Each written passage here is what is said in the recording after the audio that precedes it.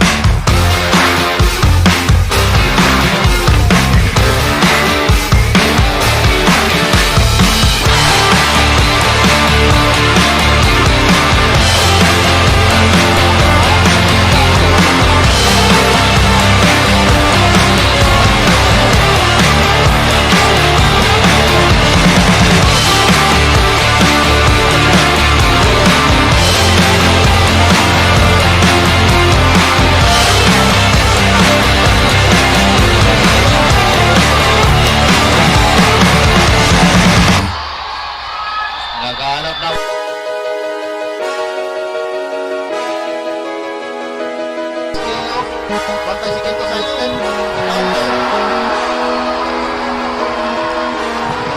Ay, patong pala. Pumapit na sa pumi.